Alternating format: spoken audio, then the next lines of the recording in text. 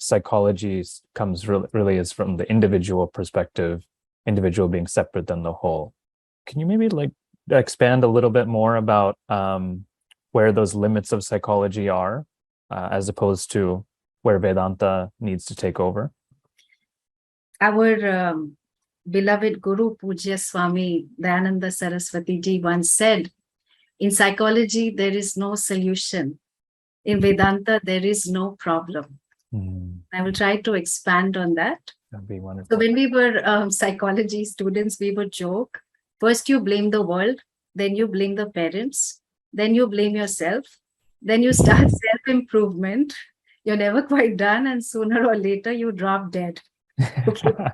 So anyway, on a more serious note, I think the strength of psychology is that it helps you turn your outward gaze into an inward gaze. And so psychology can certainly help and ask the relevant questions for the individual who wants to turn inward. So some questions like, who are you as a person? What are your strengths? How has your background influenced you? What are the values that you stand for? What are your life priorities? So psychology can really help us become more self-aware, better adjusted to society, have more meaningful relationships. But that's where the scope sort of ends.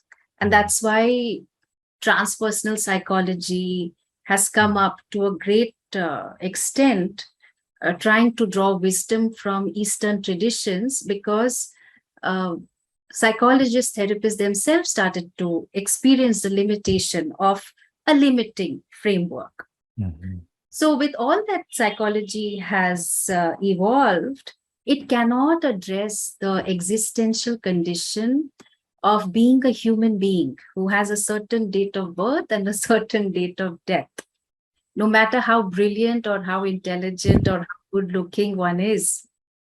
And also in psychology, there is a tendency to problematize situations.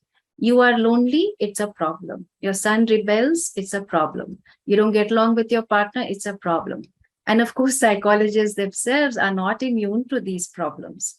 So this human problem of limitation, there is no psychological solution to it, which keeps manifesting as I am not enough. Whatever one does on self-esteem I also do a lot of that kind of work, which is important, but it does not solve the existential issue. And we also must understand the historical perspective that psychology is a very, very young discipline, just barely 200 years old. And it also rests on the framework of reductionism, much like modern medicine does.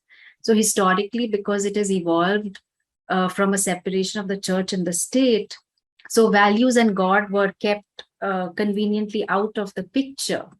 But the human heart longs for something sublime, noble, elevating, infallible. The heart really longs for God. The heart is seeking but does not know. The heart longs for reassurance of that which is eternal.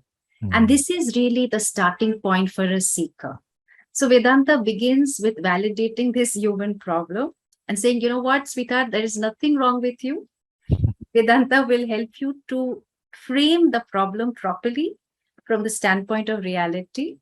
And so in that sense, it's like having a dream wherein you are struggling with your job, your partner, your finances, your health, just like how it was depicted in the movie, The Pursuit of Happiness, by the super popular hero who's no longer popular. And as one runs from one appointment to another, suddenly you wake up from the dream and you are relieved. Why? Because the dream was not real. And so when one is awake to the reality that all the experiences that felt very real were transactionally valid, but actually are not real.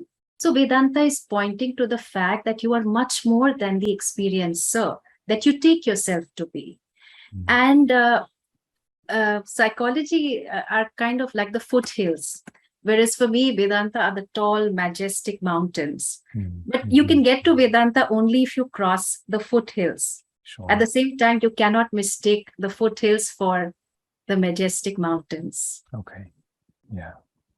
So I'm hearing that, so Vedanta is really awakening us to reality of what we truly are. Whereas in psychology, we're still in that reality that we are limited human being, and we're trying to solve that the best that we can and cope with the world around us. Yeah, that's right.